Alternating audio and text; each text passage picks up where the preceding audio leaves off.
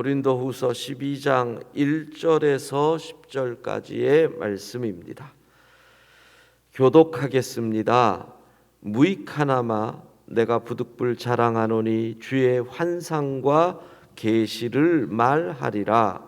내가 그리스도 안에 있는 한 사람을 아노니 그는 14년 전에 셋째 하늘에 이끌려 간 자라. 그가 몸 안에 있었는지 몸 밖에 있었는지 나는 모르거니와 하나님은 아시느니라. 내가 이런 사람을 아노니 그가 몸 안에 있었는지 몸 밖에 있었는지 나는 모르거니와 하나님은 아시느니라.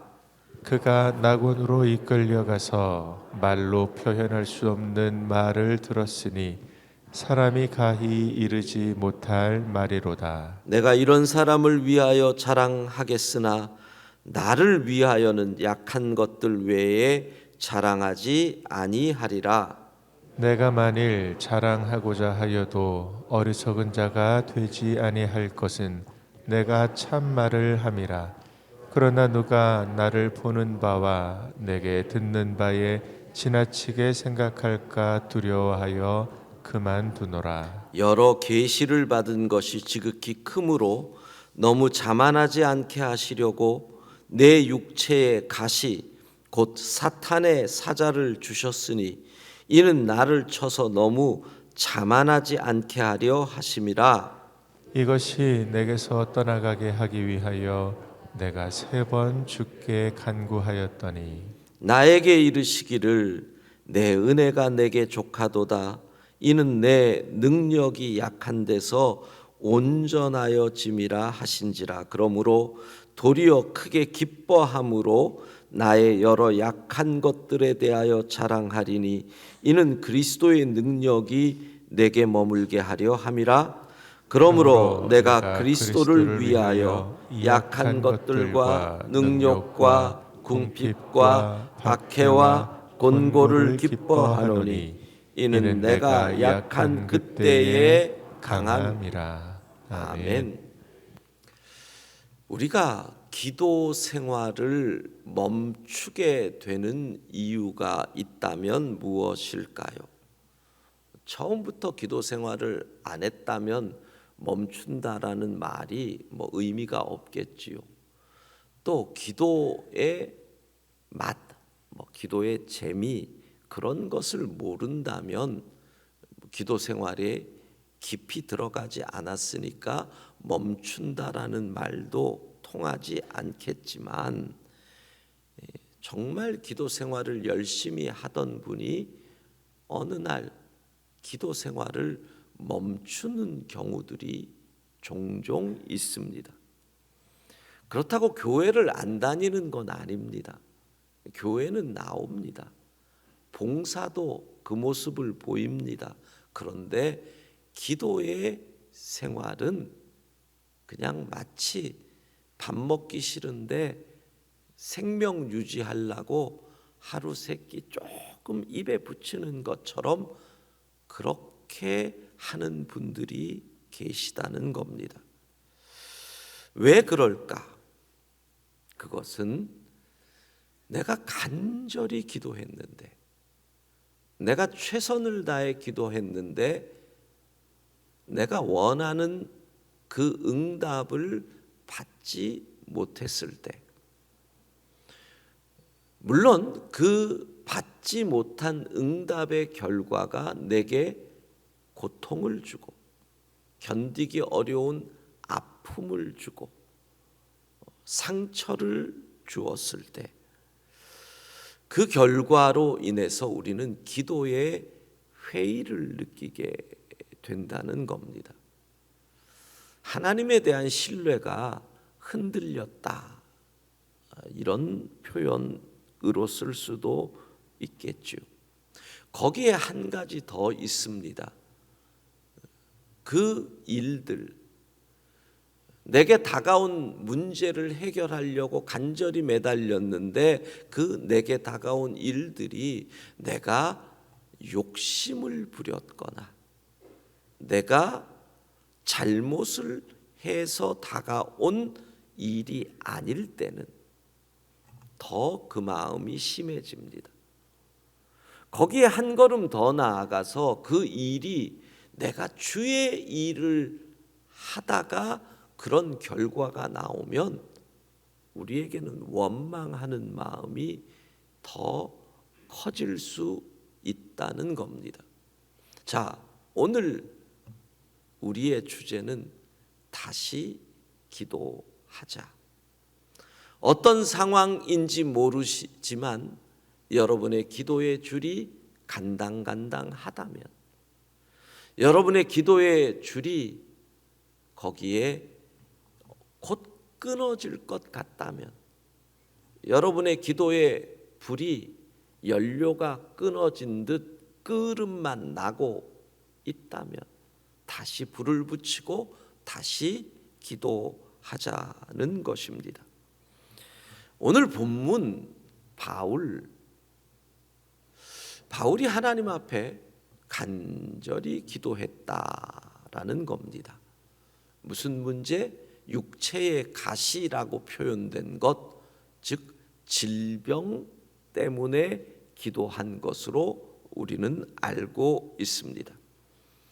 바울의 질병, 확실한 것은 눈 질환이 있었다는 것은 확실합니다. 안질일 수도 있고요. 요즘은 그런 질환이 별 큰 문제가 안 되지만 항생제가 없던 시절에는 작은 눈 질환도 실명으로 이어졌기 때문에 바울이 나중에는 보는 것이 어려워서 편지를 쓰거나 누가 본 편지를 읽어주는 대필하거나 대독하는 사람이 옆에 있었다고 할 정도로 그의 눈이 점점 나빠집니다. 또 한 가지 바울의 질환을 얘기하는 분들은 바울이 뇌 질환도 있었다, 간질의 증세가 있었다라는 사람들도 있습니다. 제가 설교를 준비하면서 처음 그런 생각을 해봤습니다. 바울의 뇌 질환은 어쩌면 어렸을 때부터 있었던 것은 아니고 그가 사역을 하다가 생긴 병이 아닐까. 왜냐하면 우리가 알다시피 바울이 가말리엘 문화 최고의 학벌입니다. 뇌 질환을 어려서부터 가지고 있었다면 그 시절의 상황 속에서 바울이 그런 공부를 하는 것은 쉽지 않았을 것이기 때문입니다. 그러면 요즘 말로 하면 바울의 뇌 질환은 직업병, 일종의 산업재해 아닐까. 얼마나 많은 고난을 당했습니까? 바울이 선교를 위해서 걸었던 여정이 17,000km였다고 합니다. 걸어서 17,000km를 다녔습니다. 거기에 돌에 맞은 게 한두 번입니까? 그런 생각이 들었던 거지요. 돌에 맞아서 죽은 줄 아는 정도로, 그러면 머리에도 엄청나게 돌을 맞았는데 그것이 혹시 그런 뇌 질환을 일으킨 것은 아닐까? 아주 근거 없다고는 생각하지는 않습니다. 자, 그러면 지금 생각을 해보셔야 합니다.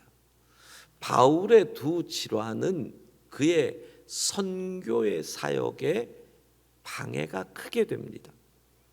바울은 편지를 써서 수많은 일들을 했지요. 지금 우리가 읽은 고린도후서도 바울의 편지잖아요. 눈이 안 좋아서 편지를 쓰기가 어렵습니다.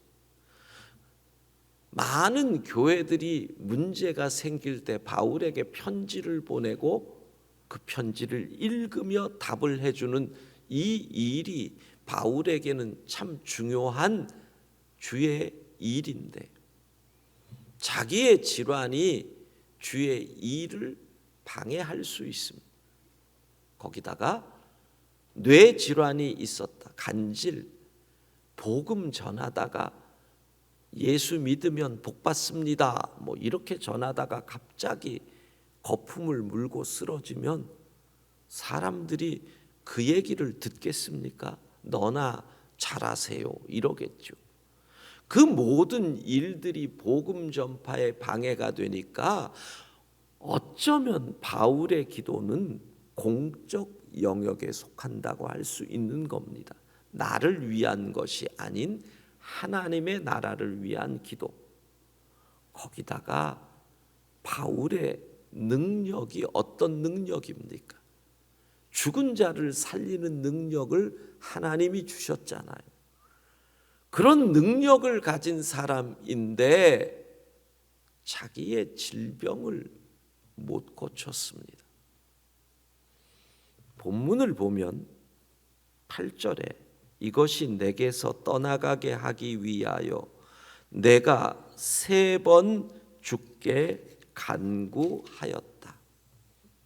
예, 문자 그대로 3번 기도했을 수 있습니다. 그런데 그 3번이 40일 금식 3번일 수도 있습니다. 그 3번이 100일 작정기도 3번일 수도 있습니다. 간절히 주께 기도하였습니다. 그런데 응답받지 못했다는 겁니다. 간절히 기도했습니다. 응답받지 못했고 내 질병은 더 깊어집니다. 이것으로 시험 드는 사람도 있고 이것으로 나 기도 안 할 거야 하는 사람도 있는데 기도의 재미가 없어질 수도 있는데 바울은 어떻게 이 부분을 해결합니까? 여러분 늘 고민하셔야 됩니다. 내 생각에는 내 질병이 고쳐지는 것이 더 주의 일에 좋을 것 같고 내 생각에는 내 질병이 고쳐지는 것이 하나님의 영광을 나타낼 것 같고 내 생각에는 이렇게 응답해 주시면 하나님의 능력이 나타날 것 같습니다. 그런데 안 됩니다. 그러면 우리는 무엇을 가지고 기도해야 합니까? 주의 뜻이 무엇입니까? 하나님의 뜻을 해석할 수 있는 지혜와 능력이 우리에게 필요합니다. 바울은 먼저 이렇게 얘기합니다. 7절에 내가 받은 것이 지극히 크므로 교만하여 질까봐. 내가 받은 것이 너무나 커서 자만하여 넘어질까봐 하나님이 나를 치셨다. 그 받은 것이라는 것은 1절부터 나오는 이야기들, 우리가 흔히 말하는 3번째 하늘 3층천에 올라가 본 환상과 계시 뭐 이런 것들이 포함이 되는 겁니다. 저는 이 말씀이 너무나 맞다고 생각합니다. 우리 한국 교회의 역사를 봐도 그렇거든요. 1960년대 한국 교회에 기라성 같은 인물들이 등장을 합니다. 신유 집회를 하면 병자들이 번쩍번쩍 일어났습니다. 말씀을 꿰뚫는 눈이 있었습니다. 그런데 그들이 어떻게 됩니까? 신앙촌의 박태선 장로, 구원파의 권신찬 목사, 이런 생각을 합니다. 만약에 다른 사람들의 병을 고쳤지만 내 병을 못 고치고 내가 계속 병으로 고통 속에 있었다면 그들이 그렇게 되었을까? 브레이크가 필요하다는 겁니다. 질병은 우리에게 어떤 의미로 끝까지 하나님을 붙잡게 하는 줄입니다. 지금 바울은 뭐라고 얘기하느냐 하면, 내 질병을 고쳐주지 않으시는 하나님은 나를 사랑하시기 때문이다. 그걸 얘기하는 겁니다. 사랑하는 성도 여러분, 하나님은 우리를 나보다 더 잘 아시는 줄로 믿습니다. 바울이 얼마나 성질이 더러워요. 그가 가진 명예에 대한 욕심, 오죽하면 다메섹까지 가서 초대교인들을 잡아올까요? 오죽하면 인정받기 위하여 스데반을 죽이는 일에 앞장설까요? 어쩌면 하나님은 너는 브레이크가 필요해. 너 이거 낳으면 교만하여져서 내가 주었던 그 크고 신비한 계시를 너를 위한 것으로, 너의 영광을 위하여 사용할 수도 있어. 너는 끝까지 약해야 돼. 가만히 생각을 해봅니다. 지난 몇 년 한국 교회에 있었던 여러 사건들, 대형 교회에서 나타났던 일들, 브레이크가 있었으면 그러지 않았을 텐데. 브레이크가 없었구나. 여러분, 혹시 내가 그렇게 간절히 기도했는데 응답받지 못했다면, 그래서 너무 아프고 상처가 되고 버림받은 것 같다면 그 속에 있는 하나님의 사랑을 볼 수 있기를 바랍니다. 그래서 바울이 뭐라 그래요? 내 은혜가 내게 족하다라는 말씀. 나는 끝까지 하나님 한 분으로 만족해야 하는구나. 여러분, 하나님 한 분으로 만족하는 겁니다. 언제나 사건은요, 교만할 때 나타납니다. 교만은 언제 생깁니까? 내 힘으로 할 수 있을 그때입니다. 다윗이 주변에 많은 전쟁에서 승리를 하고 더 이상 내가 전쟁터에 안 나가도 아래 것들 보내도 다 해결된 것 같은 그때 무슨 일이 벌어집니까? 부하들을 전쟁터에 보내고 자기는 늦잠 잡니다. 해가 중천에 뜰 무렵에 그때 일어나 가지고 어그적 대다가 무얼 봅니까? 밧세바를 봅니다. 다윗이 그 시간에 전쟁터에 나가 있었으면 그런 일은 없는 겁니다. 전쟁터에 나간 부하들을 위해서 새벽부터 깨어 기도하고 있었으면 그런 일은 없었던 겁니다. 다 됐다. 이젠 괜찮다. 브레이크가 없으면 사고가 터지는 거죠. 여기서 바울은 하나님의 뜻을 깨닫습니다. 뭐라고요? 내가 약할 때 하나님의 영광이 더 크게 나타나는구나. 약하다는 건 뭡니까? 뭔가 비었다는 겁니다.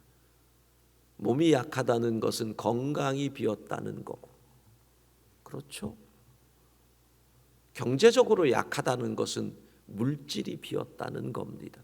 내가 약하다라는 그 빈 공간에 누가 가득 채워졌다? 이는 그리스도의 능력이 내게 머물게 하려 함이라. 그래서 그 약함을 통해서 능력이 나타나면 사람들은 무엇을 봅니까? 바울을 보는 게 아니라 쟤는 그런 거 할 능력이 없어. 누구를 봐요? 하나님을 봅니다. 그러면 하나님의 영광이 드러나잖아요. 자기는 육체가 연약해서 빌빌대는데 기도하면서 병자들이 일어납니다. 그때 사람들이 지병이나 고치지 그러지 않습니다. 와, 자기는 병이 걸려서 힘도 못 쓰는데 병자들을 고치네. 이건 틀림없이 바울이 한 게 아니라 하나님이 하신 일이야. 이렇게 나가는 거죠. 나의 약함을 통해서 하나님의 능력이 드러나니 이 약함은 하나님의 영광을 위한 도구일 뿐이다. 사랑하는 성도 여러분, 우리 다시 기도의 불을 붙여야 할 줄로 믿습니다. 내 기도에 응답하지 않으셨다? 그 속에서 주의 뜻을 깨달으셔야 합니다. 아니, 주님은 응답하셨는데 내가 주의 응답을 거부한 것입니다. 그 속에 주의 사랑이 있습니다. 그 속에 나를 너무나 잘 아시는 주의 은혜, 나를 보호하심입니다. 보호하심. 그냥 내버려 뒀다가는 딴 길로 갈 거니까 브레이크를 붙여주신 겁니다. 깨닫고 시험 들지 말고 상처받지 말고 다시 기도합시다. 다시 기도에 불을 붙입시다. 다시 주의 뜻을 믿고 기도하는 우리 모두가 되기를 소망합니다.